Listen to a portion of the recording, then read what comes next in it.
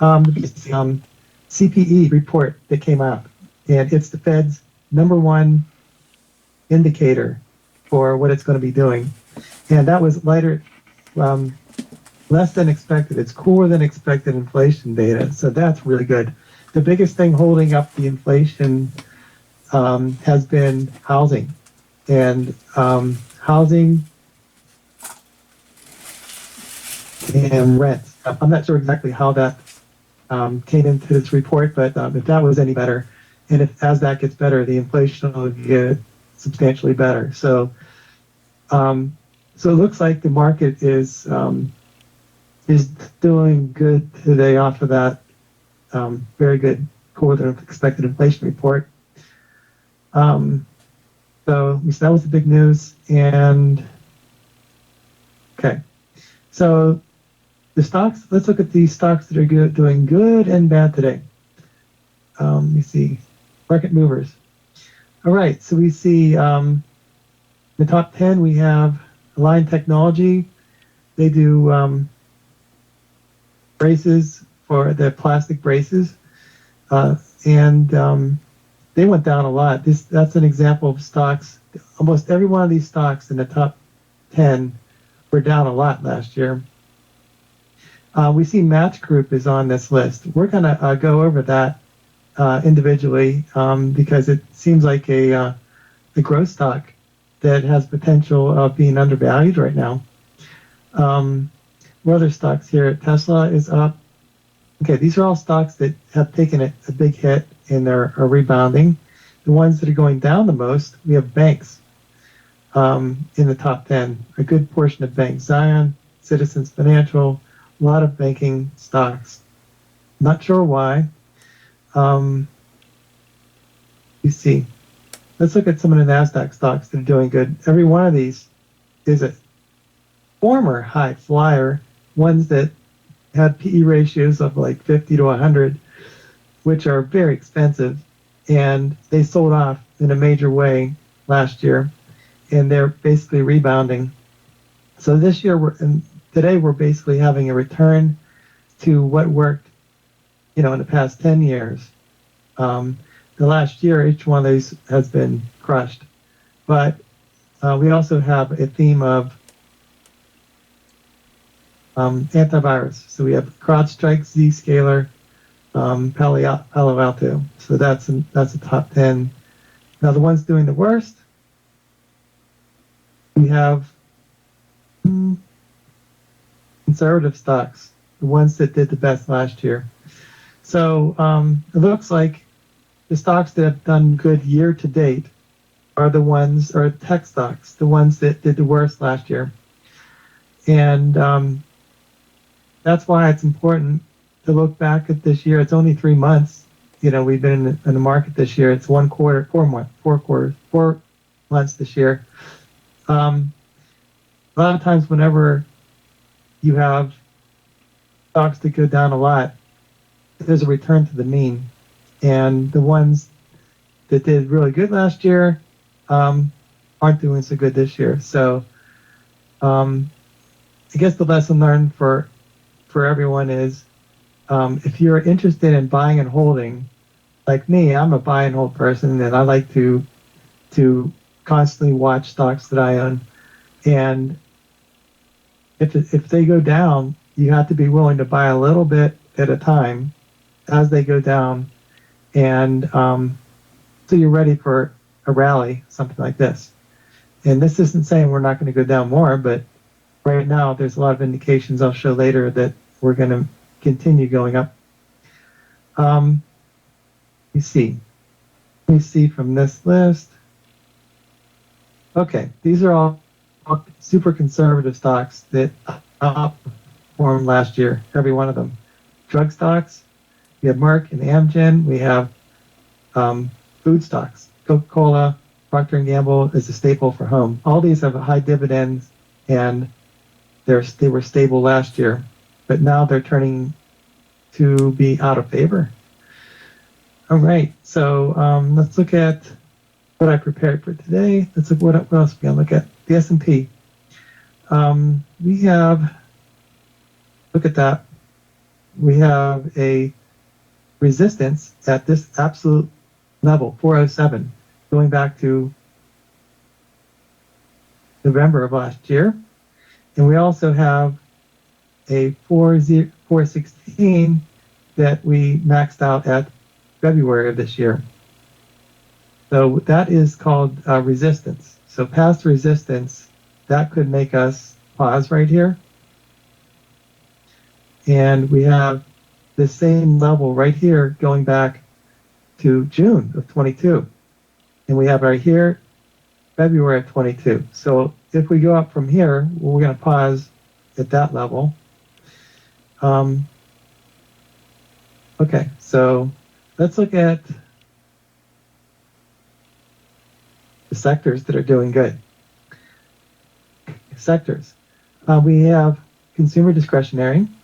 So usually consumer discretionary stocks, these are stocks that people don't have to buy them, but they, with extra money, they buy these things. So that's an example of a brand new car purchase, or going sailing, or airfare. So those are consumer discretionary, and that's up a lot. That's a good indication that the economy is projected to do okay. So we do have that inflation report coming down, and retail is doing good today also. Home builders. So the mortgage rates are going down. So back whenever we were looking at our, okay, here it is right here. Home demand returns, interest rate cuts.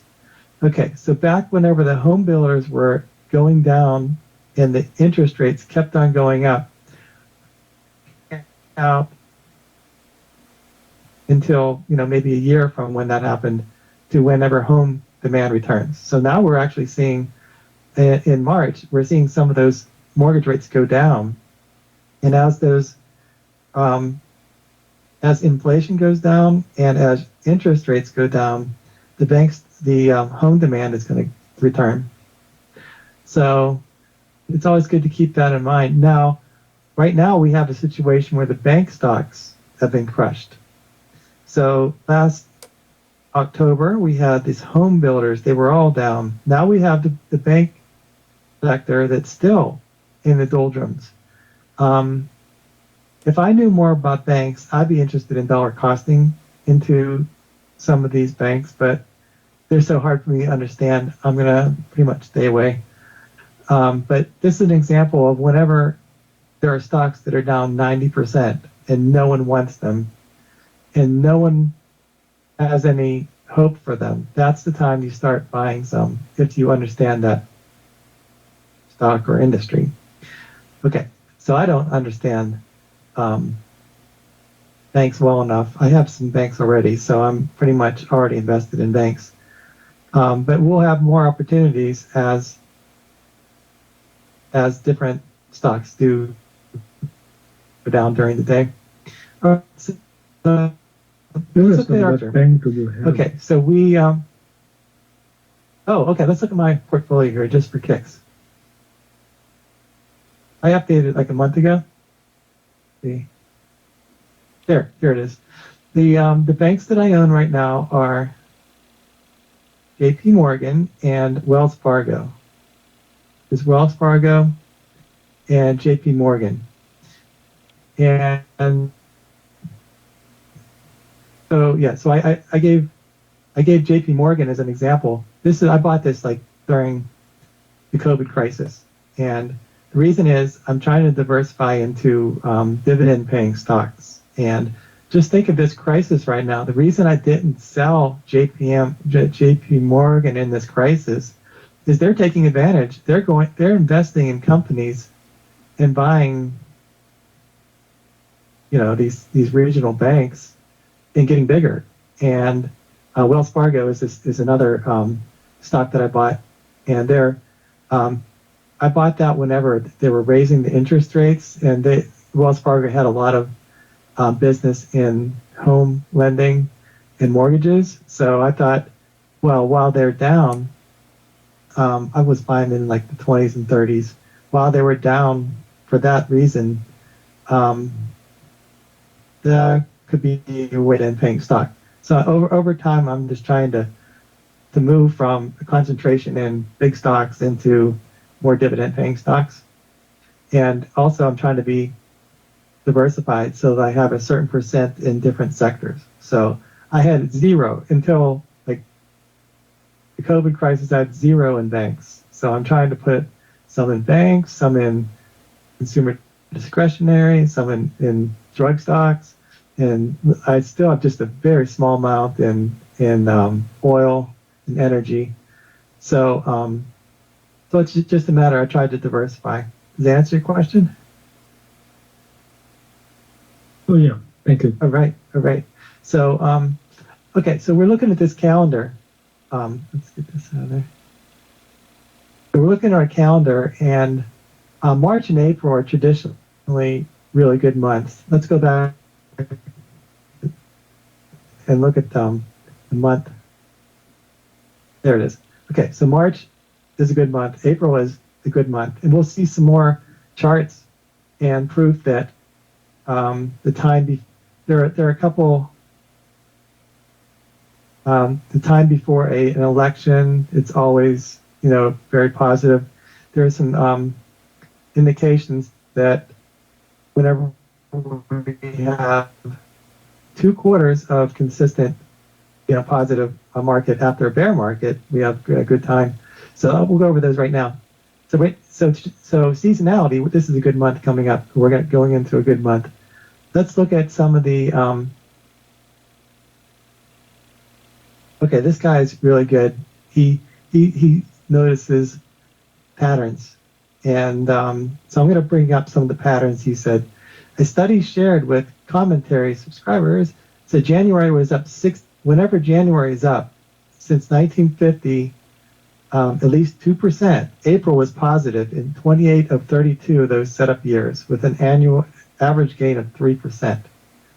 So he gave this chart here. It's a very good probability that we're going to have a decent April. And he followed that up with another thing that says the bulls among us say that April is 17-1 post 1950 pre-election years for an average gain of 3.48%. So, and we're adding this to, there's a lot of comments of people that were bears that are turning to be bulls. And we'll see these, for instance, this, the guy that predicted the financial crisis of 2008, Michael Burry, he says he was wrong when he said to sell. Whenever there was a financial crisis earlier this last month, he basically says in this article that crisis is actually manageable and we're getting out of it. So there's a lot of people that were like these bears that said the market's going to go down. This Wilson from Morgan Stanley, he says we're going to go down, and then Michael Burry. So there's a lot of people that are starting to realize that we have some momentum here, and we have like new market leadership. And it seems like I look at Twitter a lot. There's a lot of people that bring up charts that you didn't really notice, but he's saying that we're at fresh 6-month highs in the XLK, which is tech stocks, and all the stocks that we're following, the big cap tech stocks, they're outperforming the rest of the market right now. So that's an example of, we keep track of all the holdings in the mutual funds. They hold all these big tech stocks, and whenever they get out of favor and they get to a point where they're fairly valued or less, then, if you're interested in the growth part of your portfolio, you want to start accumulating when no one wants them. And I'm not saying we're going to go up from here, but this is, that's the time when you start dollar costing and putting a little bit in at a time. Let's look at, let's go through some of my talking points here. Okay, so the big picture is in April, it's usually a good month. we're overbought right now, so we'll probably, let's look at the stochastics on our S&P. Okay, so we're around 78, and so that's it. When we're around 90, that's like overbought. So 90, and if we matched it up to a top of a channel, then that's overbought. This is we're basically right here, which is 3/4 of the way between this channel. So this is becoming really reliable. We noticed that Walter Deemer's BAM, which is momentum, that triggered everyone to get excited, and now we're following this channel now. And that could take us out of this. We're still here though, but we have a lot of indication we have an inflation report today that was cooler than expected. So inflation is going down, and that made everyone excited in the stock market. And all right, so that's where we are with this. So let's look at some of our talking points. The 10-year is up 5%. 2-year is up 10%. So it was going down a lot until this week. So now it went up some, probably because of these reports that we're getting. We see. So it looks like the Fed is either done raising rates or they're very close. They might raise a little bit more, but that's usually, and the Fed put a lot of money into the system. So Fed added $300 billion to the balance sheet. That's usually good for stocks. So let me see. This month is kind of March and until April 18th, whenever taxes are due. There's going to be tax-related selling. People might have to sell stocks to pay for some of their tax-related situations. So that can make things volatile. But right now we've been monitoring this date, this 31 end of quarter window dressing. So this whole week, actually, like the last couple of days of the week, mutual fund managers and hedge funds, they try to buy the stocks that have done good quarter to date, so their portfolio looks good, and people continue to stick with them as an investment place. So that happens every quarter. So we have March. The next one we look forward to is June, right here. And that's it, June? End of quarter. Wait. March. June. Yeah. And then, okay. So every 4 months we have that. And so if we're looking at the stock, the S&P, we're at the bottom of this channel. And if we went up to here, that would be super, super good for the stock market, because then we've established this new upward channel. We're still hugging this downtrend, and we're not really out of that yet. So, but we do have this financial situation with the banks. Anything can happen any day. If a bank has to go under, we might just go back down to here in the in our charts. But I think that's under control, and we just found out, even if that happens, the Fed's going to come in and support the financial system. So it's not the end of the world if we have another bank fail. Okay, so let's look at, what are we going to look at next? Okay. Hey, I may miss something. This the Fed say that they're going to back up the bank. The last time they said they will not guarantee the support of regional bank. Well, last week, Janet Yellen, the day that the Fed had his testimony on Wednesday, Janet Yellen said, pretty much at the same time, we're not going to bail out the banks again. There is no unlimited support for banks that go under. There's no guarantee. So that made the market, all the banks go down like 20%, the risky ones. So there is no insurance, like a $250,000 guarantee from the government, for an unlimited deposit for every bank. But if there's a risk to financial stability, the Fed's going to do something to help out. So if there was a run on Bank of America, let's hope not. But if there was, the Fed would basically offer liquidity to that bank, as a temporary thing so they can get over that. So we know that national bank wouldn't get a run on for sure. The run on regional banks, but Fed say they're not going to bail out regional banks, so basically they're going to stay out. Yeah, that's tricky. But well, I'm not an expert about banks, but it seems like if whatever happens in the stock market, if there's a risk for money, there's something called the velocity of money, and the velocity of money is whenever you get money for working, you spend it, and you have money circulating in the economy, and that whenever you have a freeze on, the money that's circulating in the economy, the Fed has to do something to get the economy going again. And when you have bank failures, people are afraid, and a lot of times you need to step in to assure and have confidence in the system. So I'm thinking if we have another failure, it just, based on what's happened in the past, the Fed will step in and help out somewhat.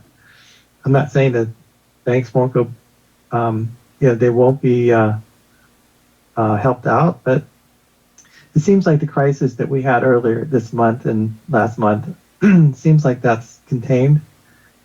So I'm not going to be investing in regional banks because I just don't understand them well enough. But if we had a sell on tech stocks, I have a system here. We can see if they're fairly valued.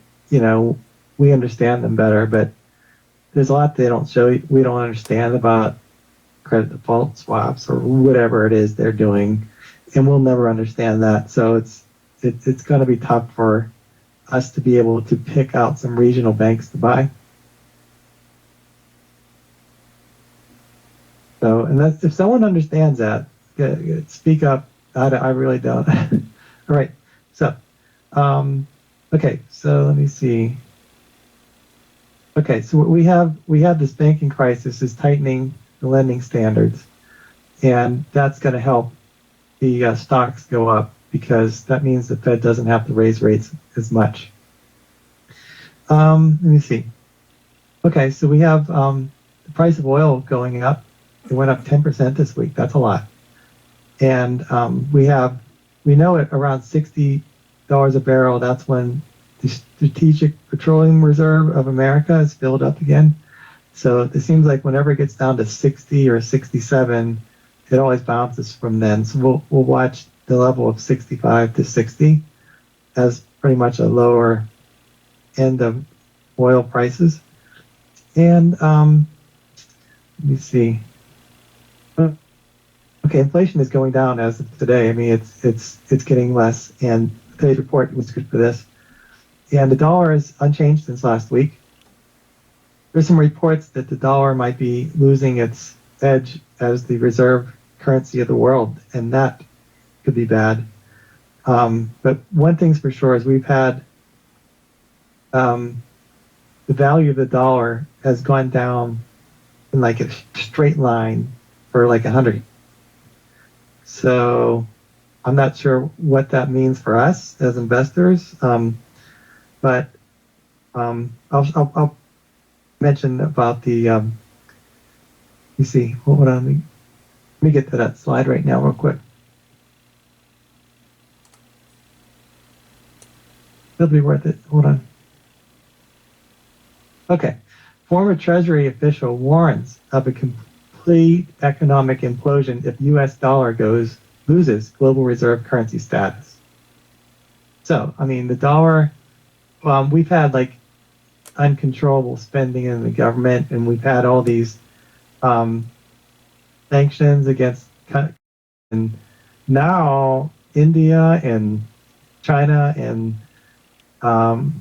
other nations in the Asia world are banding together to try to make their own reserve currency. And if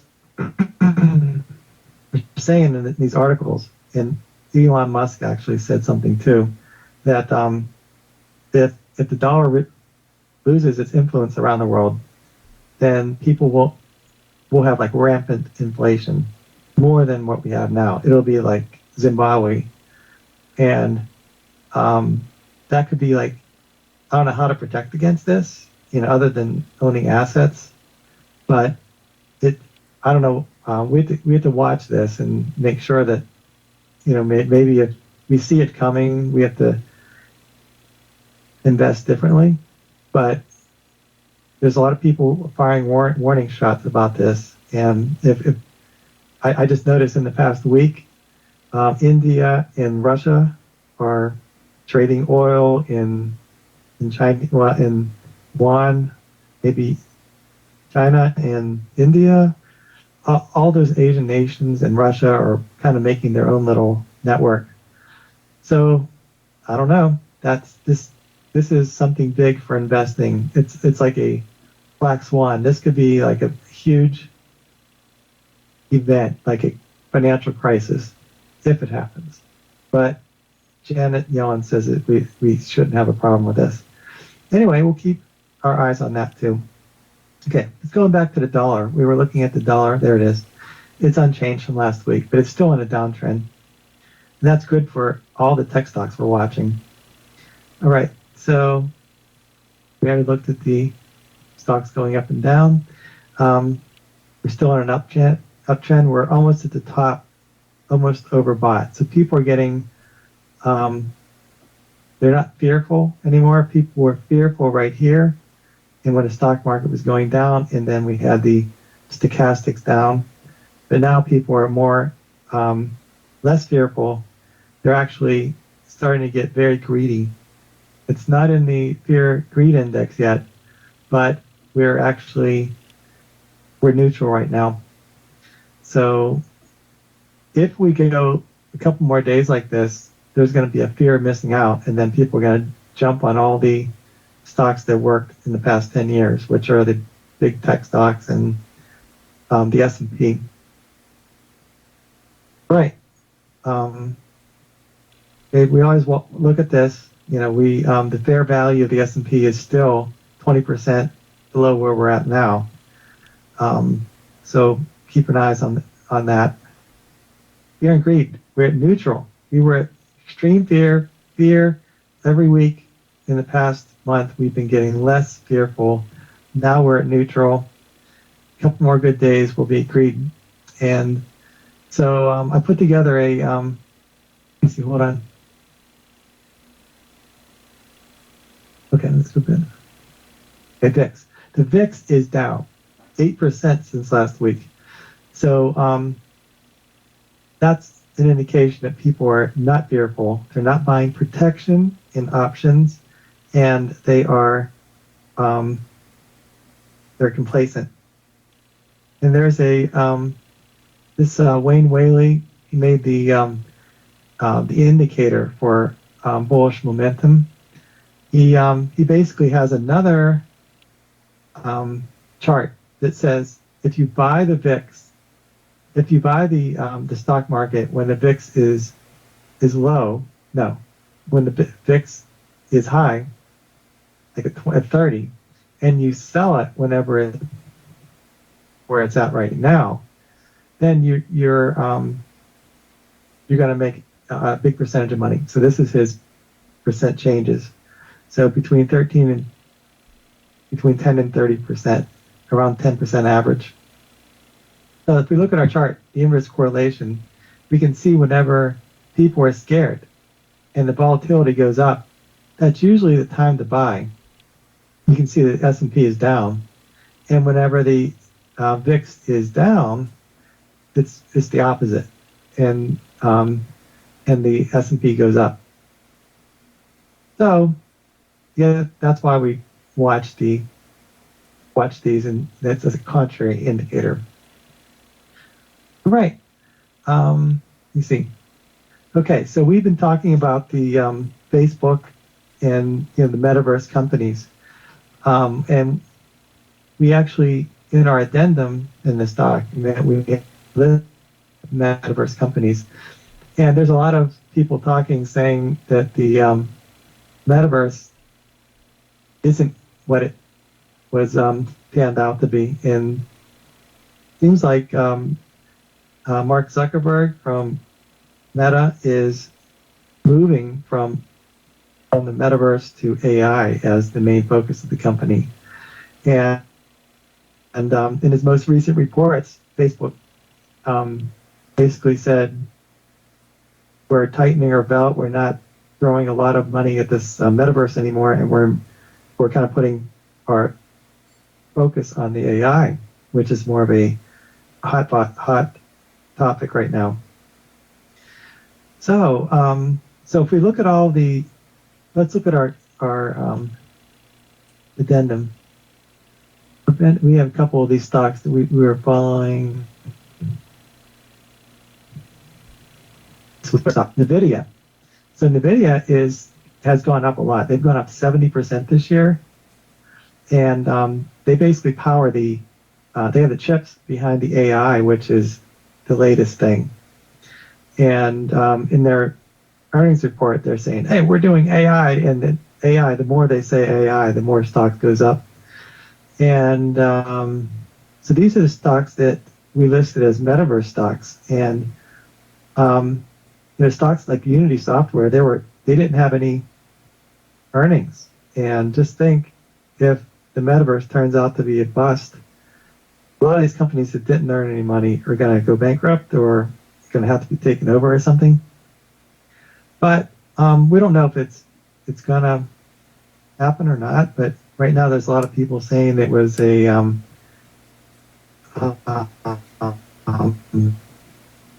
it was a very quick from being the technology to another Google Glass, But I still think if Facebook can come up with that, they're going to own the market. So that's still what excites me about the Facebook. So let's look at some more topics we have right now. Okay. Okay, another comment from Elon Musk is Disney eliminates its metaverse division. There's a lot of companies that are basically saying we're not going to invest in the metaverse anymore. And Elon Musk is saying the metaverse wasn't really good for the world anyways. And good riddance. We don't know that, but we knew whenever we were evaluating technology a year ago, we were saying it could be a bust. And if Facebook decides to sink everything into this and it turns out to be a bust, then Facebook could go down. And right now, Facebook basically turned that ship around and says we're not going to put as much money into that anymore, and we're going to concentrate on AI and making money with our existing properties. Okay, so I follow Twitter a lot. Go ahead, I'm sorry. Double question. I think Elon Musk is the last person you should rely on to just the new trend of technology. He's very political, and for his own interest. And metaverse stock have been climbing up. So they also incorporate AI in their technology. That's one point or another. So I mean, the fact that they stop been going up and just saying they're doing well. Yeah. Let's look at the chart. Let's look at Facebook now. The Meta. Let's look at the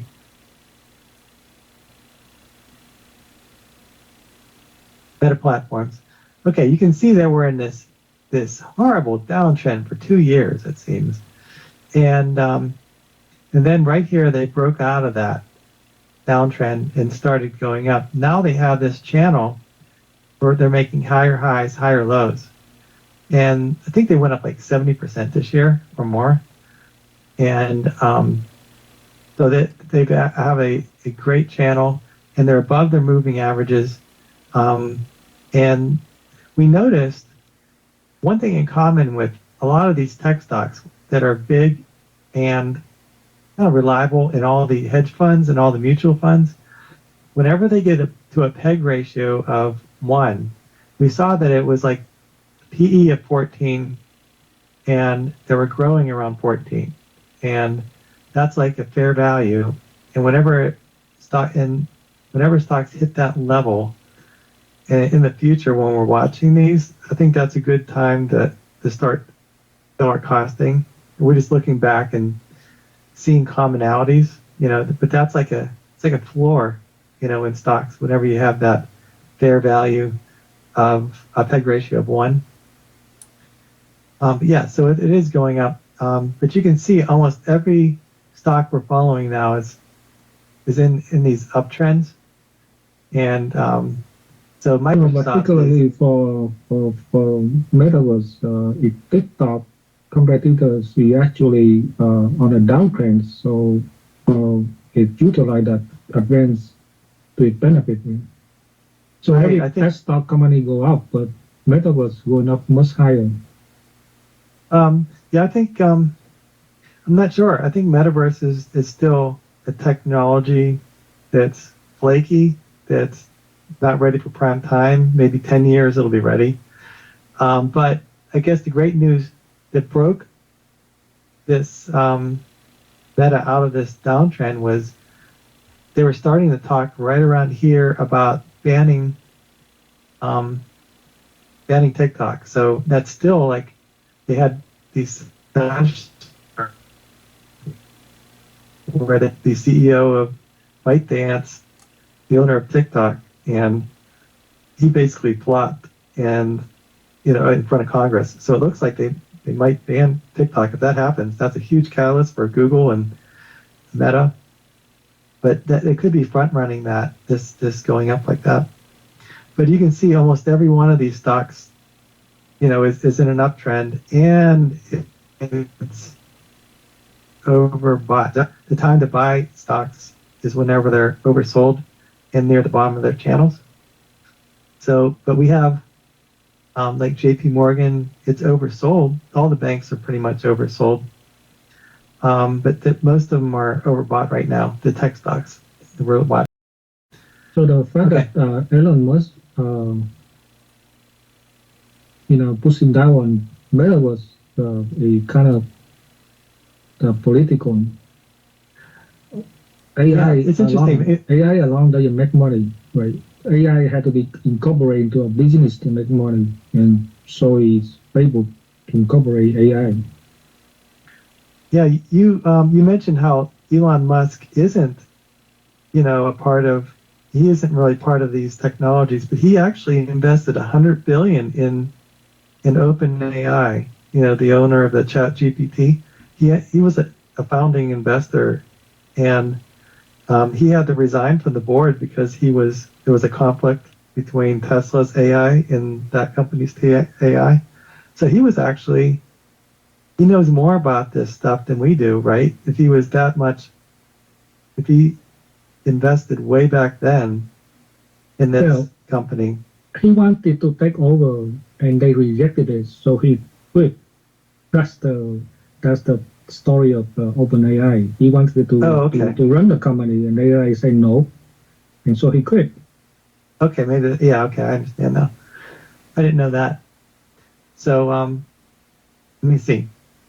So we can see Tesla, and maybe this is because of Elon Musk's involvement with Twitter, but you can see it's in a downtrend. This is one of the only stocks that we're following that is still, even after this run up, still in a downtrend.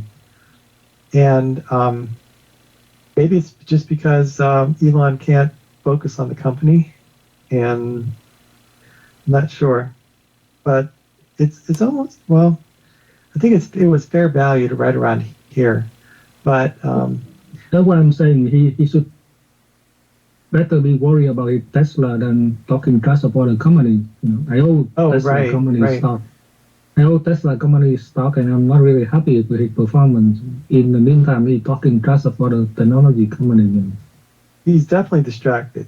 I mean, he's so distracted with Twitter. He's losing. He actually lost half of his investment. It was worth $40 billion when he bought it. Now, his internal numbers say it's worth $20 billion. So he's trying to do everything he can to salvage that investment, and to the detriment of Tesla and his other companies, I bet. But I guess people paid a premium because they knew that he could sit in the factory and make something happen if he needed to, but now there isn't that push that there used to be there for the company. I don't know. It's you have a loss of confidence there with this company because of that situation. That'd be good to review, because we haven't looked at Tesla for a long time. TSLA. Just for fun, let's look at that.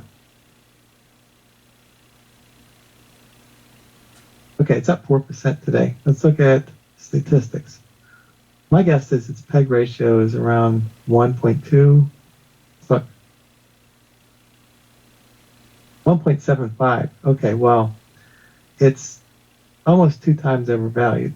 So its PE is 50, so it must be growing around 30. So it must be growing at 30%.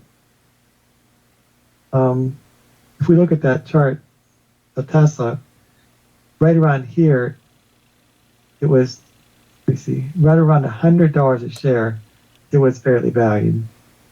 It had that PEG ratio of 1, so it had a PE of 30 at that time, and it was growing at 30%. All right, that was good. We did that, and return on equity and the operating margin and the profit margin are good. All right, so that's good that we did that exercise.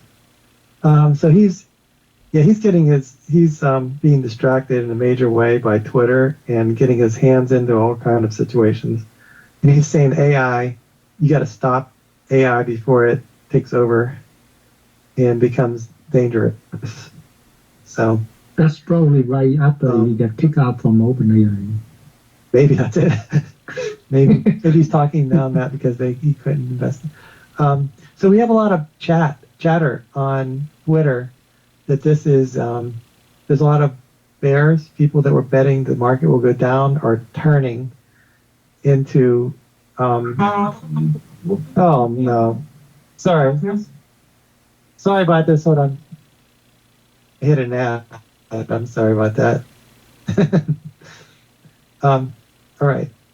Okay, so we have a lot of people that are saying, look at, take a step back from this stock market that we're all following, and look, we're going back to what worked for the last 10 years.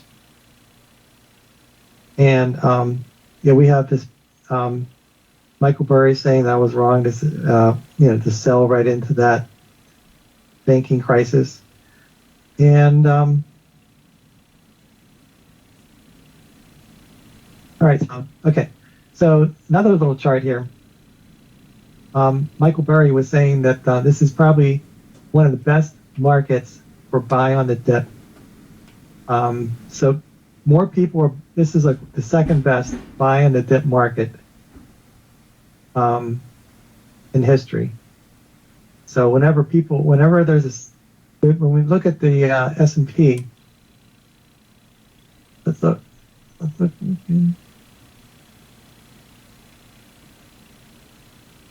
Okay, we look at the S&P. Whenever there's, when we go down to the bottom of this channel, we have buy and a dip mentality now. It used to be we sell into the rips, and now we buy whenever the stocks go down. And it's better than any time in history, according to Michael Burry. So we had another thing that happened. The last 2 quarters,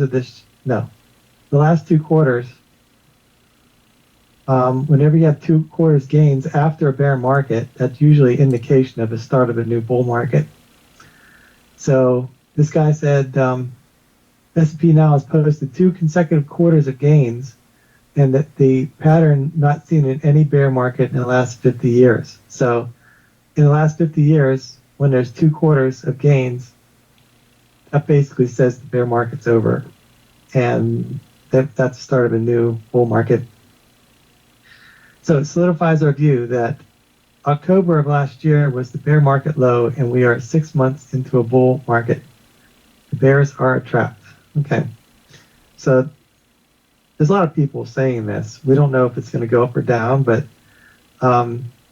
whenever you see this on the news every day and you have people piling on and talking, whenever the stocks were going down, all the commenters on TV were saying, we don't know what's going to happen and we think it's going to go down. And now you have people starting to say on TV, hey, we got stocks going up again. Okay. All right, so I always bring up, there's an article that happened on Yahoo Finance. It says Alphabet is standing out as a rare mega cap bargain. And we've been talking about Alphabet for a while now, about how it was fairly valued. This is an example of a tech stock, a growth stock that's in all the mutual funds that we're following. And it went down to a PEG ratio of 1. Alphabet. It went down to a PEG ratio of 1, right around here, like $85 a share. And it was growing at 14%, and its PE was 14.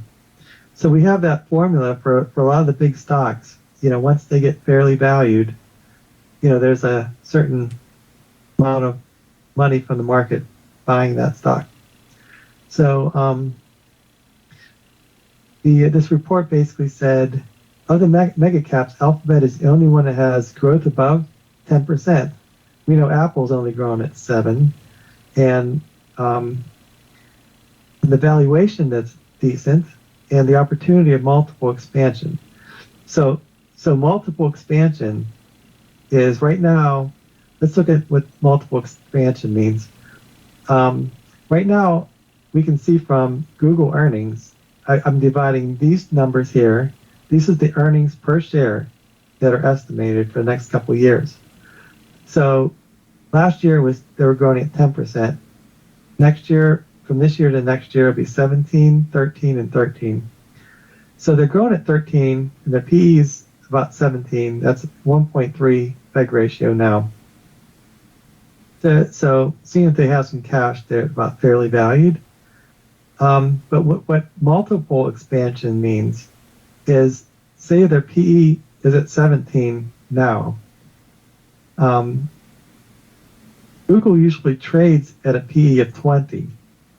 So if they're only growing at 13%, let's say, and let's say they have a PE ratio of 26, that's double their growth rate. That's called multiple expansion. So you double the current growth rate into like a PE of, and that will be an expansion of that PE expansion. That's what that is. Okay, so there's there's an opportunity for multiple expansion. So another way for them to expand their multiple is to have an exciting part of their company that grows a lot. So, for instance, if they have an AI company, or they have the hands on a lot of different things. They have the self-driving cars. If that turns into be a product, then that industry will be growing like at 50 or 100%. And let's say the AI turns into its own little world of products. So that's growing at 50%. So that would make this 17 times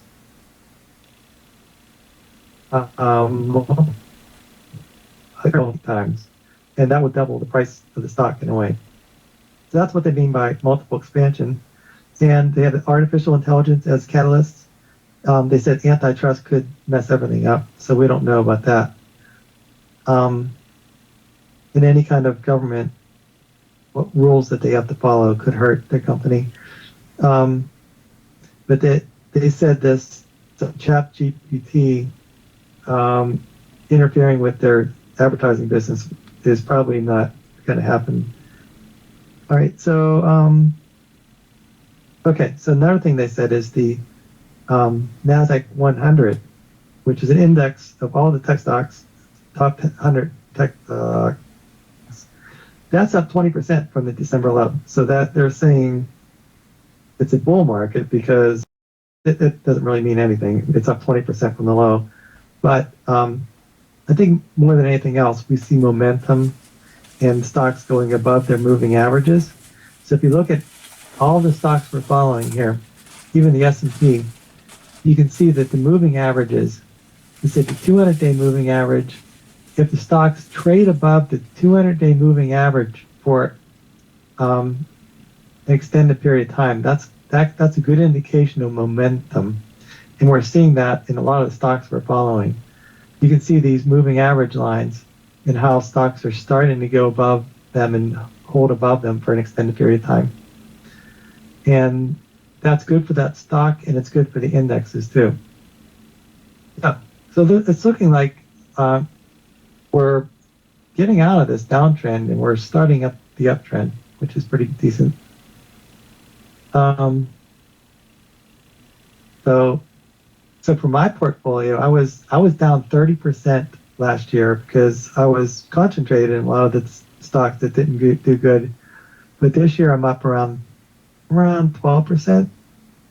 So, but for me, I know that, in the long run, what I've chosen in my portfolio goes up around 8 to 10% on average. So that's kind of what I'm counting on.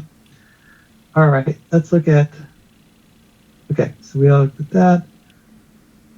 Okay, so here's another good catalyst for Google. They had this chat GPT as possible wiping out their whole advertising business, a competition. And there are all kind of problems with this technology. Number one, it gives you wrong answers. Number two, then unreliable answers. And for advertisers, it gives responses that are sometimes and advertisers can't afford to have their name on a brand that's going to be unreliable. And so, and also they have these complaints by governments. You have Italy saying that there's data protection concerns. And then you have deceptive AI model. So Federal Trade Commission is saying that they're not following rules. So it's not as cut and dry as it was 2 weeks ago when we saw this ChatGPT released by Microsoft, improving their engine. So it's turning out to be not as big a challenge to Google's business model. But we'll keep watching it. Any comments on that? So yeah, I'd like to say, and also they just rolled out this last week their own chat GPT thing called Bard. So they're doing their own, large language model AI stuff too. Right. And they're not that far behind them because chat GPT and OpenAI used code from Google as their basis for their code base. So Google's been, they've I wouldn't count Google out for OpenAI. They bought a big company in England. I think it's, I forget the name of the company, but it was one of the largest AI companies 10 years ago. So it looks like Google's going to have, continuous growth of around 14%. Maybe Microsoft might take 1 or 2% of their total advertising volume a year. But by 4 years from now, they're going to be making most of their money with self-driving cars, maybe. We don't know that, but they have a lot of irons in the fire. This is one of my favorite stocks. All right. Okay, so there's another article here. I like following Michael Burry. He's a contrarian. He likes to see flaws in the market and stocks that might be undervalued. He likes Match Group. I mean, he did not like, yeah, Match Group and Truist Financial. Truist is a company that's it's a financial that went down with these regional banks, and they don't think that Truist will have the same problems, and it's not going to be involved in a systematic problem with the banking crisis. This is an example of throwing the baby out with the bathwater. A lot of good banks that just got crushed because of this, two banking issues. And I'm going to go over real quick this Match Group. They said it's a high-profile margin, strong cash flow generation. They basically have a monopoly in the online dating. They have maybe Bumble as a competitor, but they have all the big names Tinder and Match.com. They have a lot of the big named Plenty of Fish. So probably their market share is around 90% of the online dating market. The reason why they're getting away with that is they say we're entertainment. So we're competing against Netflix, Disney, and all the other people that are doing entertainment-oriented things. So we'll look at their numbers. According to Yahoo Finance, they're undervalued by 25%. And according to Yahoo, they think it's worth $52 and growing at 25%, according to these numbers here. But they didn't have a return on equity. I guess we have to wait a little bit longer for that to fill in. But I'll look at their annual earnings estimates, and they're growing. This is like a pandemic. People were staying at right after the pandemic. People were trying to get out again, and they were up 40%, for their earnings. But after that, they're only growing at 18%. So 18%. The P is 19. The PEG ratio is basically fairly valued. This is another example of a stock that's considered a growth stock because it's growing at 20%. But it's kind of, you have an unreliable user base where you have to have a constant flow of people in this. You don't have customers. Microsoft has business customers that are there every year buying their product, and they have residual income from ongoing recurring purchases. But Match, they have people that sign on to the dating site, they get married, and they're off. So you got to get the next customer. So that's kind of the intangible part of this business. They have to constantly get new customers. All right, so let's look at one last thing. We're starting to get some momentum in the stock market. So we're right when the banks were capitulating 2 weeks ago. We were kind of scared. We had the fear in the market. Basically returning to the mean now. We got people neutral, and everyone on Twitter is kind of excited, that we're getting beyond the raising of interest rates. Pretty soon we'll be at greed, and then it'll be kind of dangerous. But it's always good to keep that in mind. I think I've exceeded my time, so I'm going to stop now. But I hope you have a good weekend, and if you have any questions, let me know, and I'll research it. Thank you, Greg. Thanks, Berg. Thank you. Have a good weekend. All right, you have a good weekend too. See you next time. Be safe today. All right.